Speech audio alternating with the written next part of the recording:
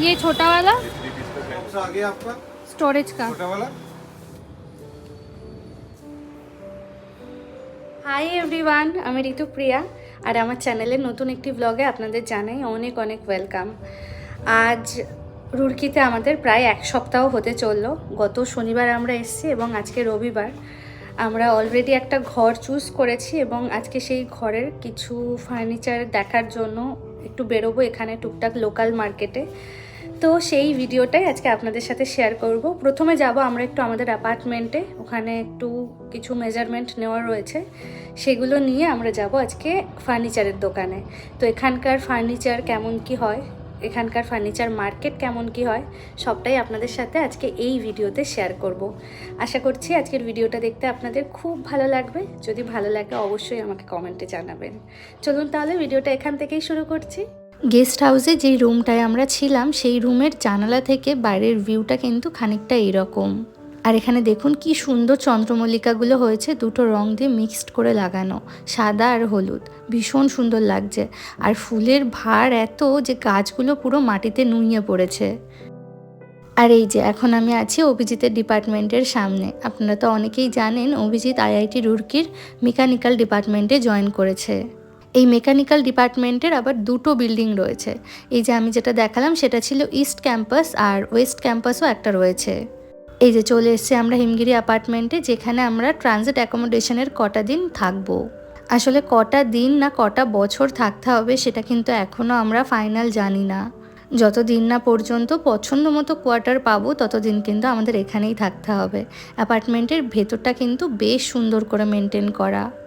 আসলে আমাদের ঘরটা ক্লিনিংয়ের জন্য বলেছিলাম, আর ক্লিন করে দেওয়ার পরে আমরা ঘরটা এখনও ভেতর থেকে গিয়ে দেখিনি। আজকে একবার দেখবো, আর চলুন আপনাদের সাথেও শেয়ার করব। এই যে চলে এসেছি আমরা আমাদের অ্যাপার্টমেন্টে, আর আমাদের অ্যাপার্টমেন্টটা কিন্তু ইস্ট ফেসিং, মানে সূর্য উঠলেই প্রথম আলোটা কিন্তু আমাদের ঘরেই পড়বে। ঘরটা মোটামুটি ক্লিন করে কিন্তু আমাদের হ্যান্ডওভার করেছিল, তবে আমরা এক্সট্রা কিছু চার্জেস দিয়ে ঘরটাকে আবারও ভালোভাবে ডিপ ক্লিনিং করিয়েছি। আর এই যে এখানে ডাইনিং টেবিল উইথ 4 চেয়ার্স আমরা রেখেছি ঘরে।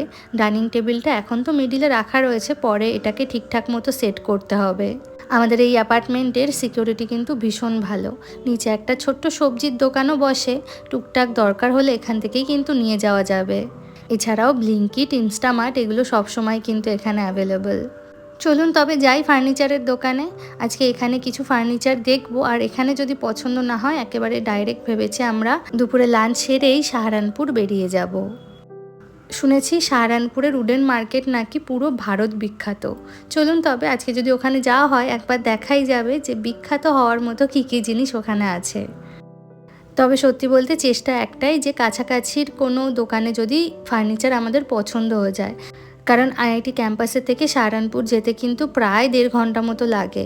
আর যা গরম পড়েছে এখানে, এই 1.5 ঘন্টা বাইরে গাড়িতে ট্রাভেল করা ভীষণই পেইনফুল। এই যে এখন আমরা এসেছি ভারত ফার্নিচারে, এখানে কিছু জিনিস আমরা দেখছি, যদিও খুব একটা ভালো লাগছে না। আমাদের একটা সোফা কাম বেড নেওয়ার আছে, ওদের কাছে বলছে যে অর্ডার করলে বানিয়ে দিতে পারবে, তবে রেডি এখন সেরকম নেই, একটাই আছে। চলুন দেখা যাক কেমন ডিজাইনটা। আর এখন আমরা ওদের ফ্যাক্টরিটাতে আছি, পুরোটাই খাট দিয়ে সাজানো, যদিও এই ধরনের খাটগুলো দেখতে আমার খুব একটা ভালো লাগে না। আর এই যে সোফা কাম বেডটা আনকভার করছে। না, আমার ঠিক পছন্দ হচ্ছে না। আসলে আমি যেরকম ভেবে রেখেছি সেটা কিন্তু এর থেকে অনেকটাই আলাদা। চলুন একবার উনি খুলে দেখাচ্ছে যখন, দেখি কেমন কি সিস্টেমটা হয়। আসলে আমি একটু উডেন ফিনিশের ওপরেই চাইছি, আর এখানে এই আঙ্কেল যেরকম দেখাচ্ছে সেটা কিন্তু খুব একটা ভালো লাগছে না আমার। এই সোফা কাম বেড নেওয়ার আমার একমাত্র কারণ হচ্ছে বাড়িতে কোনো গেস্ট আসলে, যেহেতু আমাদের একটা বেডরুম, তো এখানে কিন্তু অনায়াসেই আমাদের কোনো বন্ধু বান্ধব এলে রাত কাটাতে পারবে। যাই হোক, সোফা তো ওখানে পছন্দ হলো না, আমরা চলে এসেছি ইলেকট্রনিক্সের একটা দোকানে, আর এখান থেকে ফ্রিজ, টিভি, ওয়াশিং মেশিন সবটাই নেওয়ার আছে।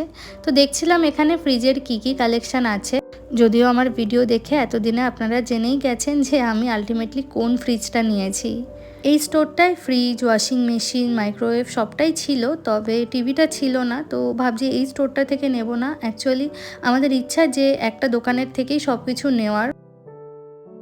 যাই হোক, এখানে আর খুব বেশি সময় নষ্ট করব না, কারণ আজ আমাদের সাহারানপুরেও যেতে হবে। ইলেকট্রনিক্সের দোকানটা থেকে বেরিয়ে আরও দু একটা ফার্নিচারের দোকান দেখলাম, তবে সেখানেও ভালো সেরকম কিছু পেলাম না।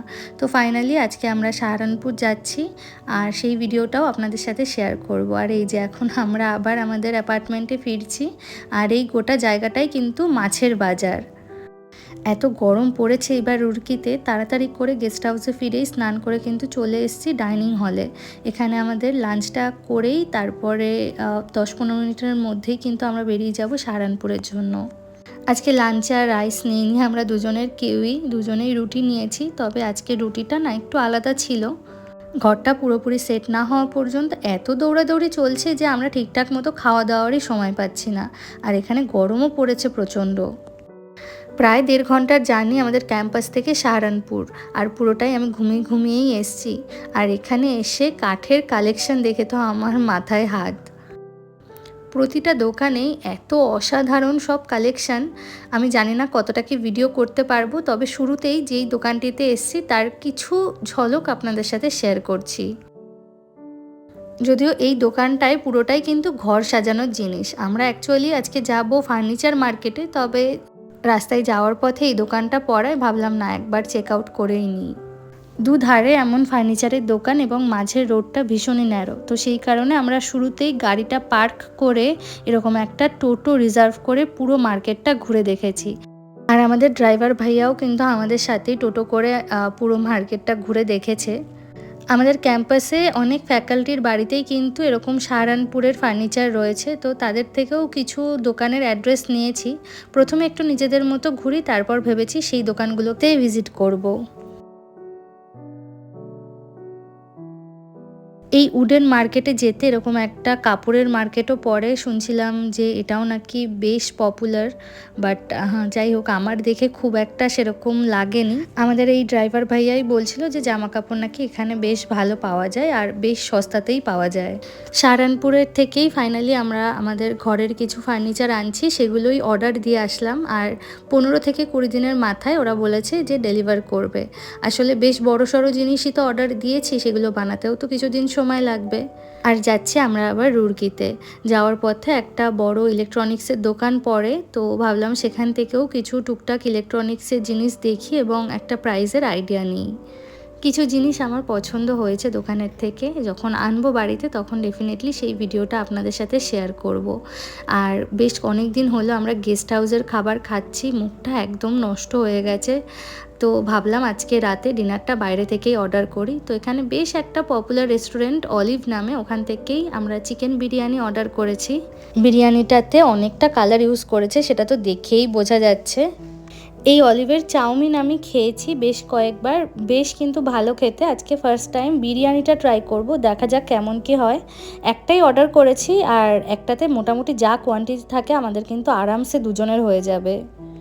বিরিয়ানি আমি একটু কম স্পাইসি খেতেই ভালোবাসি, তবে দেখা যাক এটা কেমন কি খেতে হয়। আর সাথে রায়তাও দিয়েছে, যেটা আমার খেতে ভীষণ ভালো লাগে, মানে বিরিয়ানির সাথে রায়তা তো আমি জাস্ট ভীষণ ভালোবাসি। আর ফেরার পথে আমরা মোমো নিয়েছিলাম, যেটা কিনা ছিল ভেজ মোমো। তো যাই হোক, আজকের ভিডিওটা এখানে শেষ করছি। আপনারা অবশ্যই জানাবেন ভিডিওটা দেখতে কেমন লাগলো। দেখা হবে আবার পরের ভিডিওতে। সকলে খুব ভালো থাকবেন।